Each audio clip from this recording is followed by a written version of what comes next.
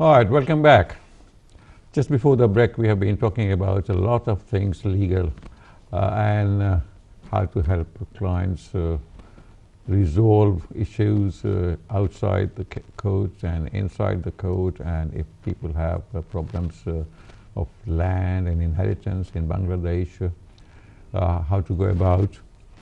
But every lawyer is a person, see, and he or she has interests, see, and including my guest today, she has different interests, and I would like to ask her about, she's interested in the causes about environment, human rights, that sounds very basic, politics, science and technology, and social services.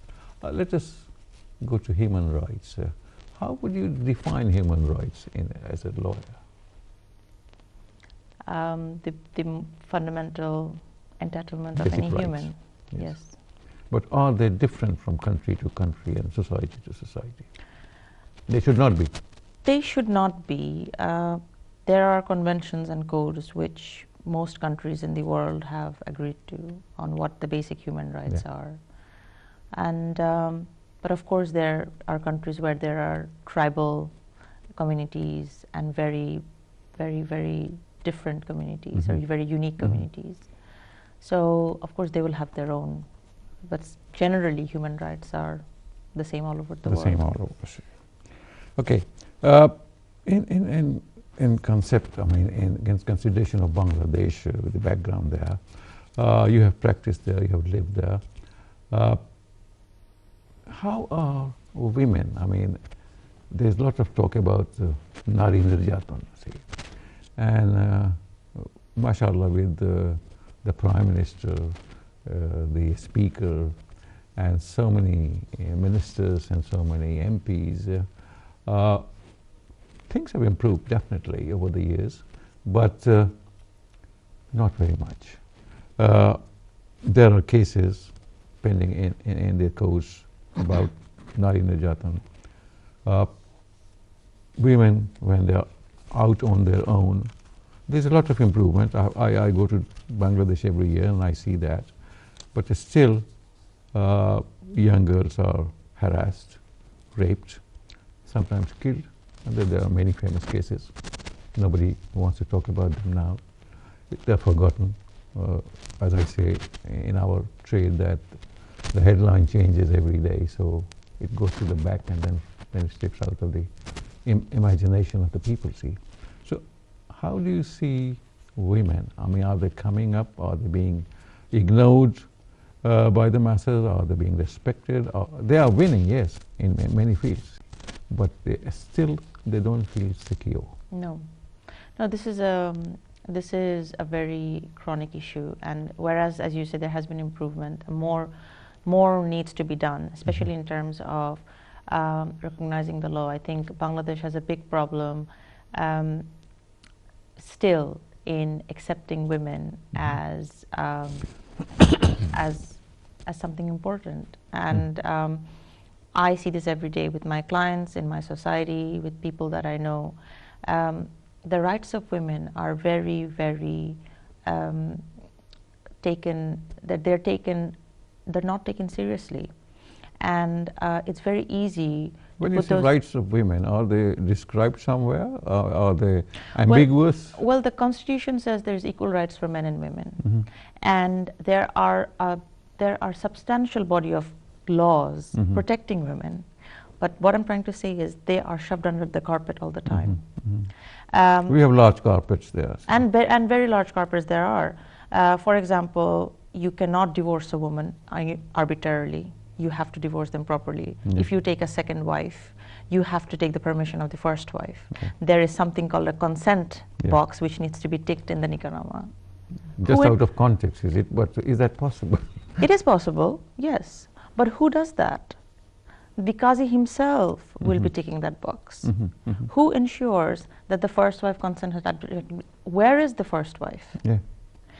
And despite there being such good case law that you cannot divorce arbitrarily, there are still men arbitrarily taking second wives, divorcing arbitrarily, not depriving their wives of kabin, This is a very, very grave problem that you do not recognize. And sometimes the cabin is land, which is parental property. Right. So the wife is even further aggrieved. This cabin thing is very deeply seated in the society and also in religions. Yes. And the strict system is that this should be paid at the time of the marriage contract taking yes, place. Yes. It should be paid. See. What they do is they say they keep it deferred. Yes, they defer it, but sometimes they persuade the wife to exonerate them from the cabin. Yes. Maaf kare dilam. And that is what causes the problems. You see, because in his rage he says talaq, talaq, talaq. You see, and a lot of people take it as 3, while it is not. Yes, and Mr. Ahmad, you'll be surprised. It's not just rural communities who behave like that. It's very educated communities in the city as well. Yep. And that shows that this is a very chronic problem in the mindset, in the mentality. The men needs to respect women properly.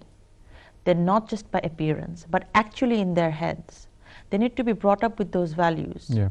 That a woman needs to be respected, your mother needs to be respected, your sisters needs to be respected, because they see that abuse, or they see that people are getting away with that abuse. That's true. That's what makes them think it's okay, but it's not okay. And every passing day it gets better. Every passing day another girl, another wife, another lady is getting more aware of their right. We hope it gets better. We are running out of time. I just want to ask you about if we have been following what's happening on Dhaka streets these days. Yes. You see, how do you see that? I think it's a very interesting phenomenon. I think it's great. Of course, there are the travel havocs, which a lot of people are facing because there are those closures, the transport closures. But it shows that youngsters are doing things which big institutions, government institutions, have not been able to do. Yeah. And this is very inspiring. I think it's because we have failed them. I have a feeling that why at all they need to be on the streets, because we have failed them.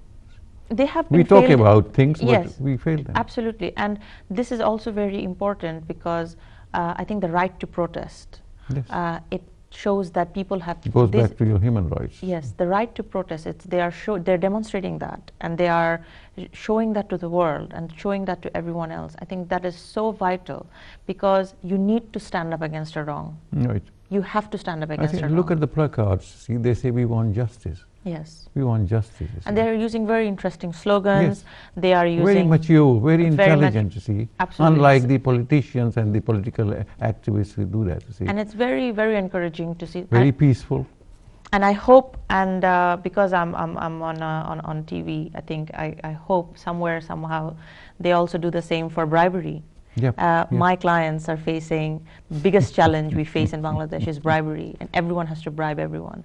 So if youngsters can stand up against that phenomenon. That is the root of the problem, you see, because if the buses are being driven by people who are not, who don't have the license, who don't know how to drive, then bribery works. Yes, somewhere someone was bribed for which they got the license.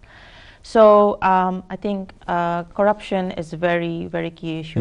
You hope things will improve.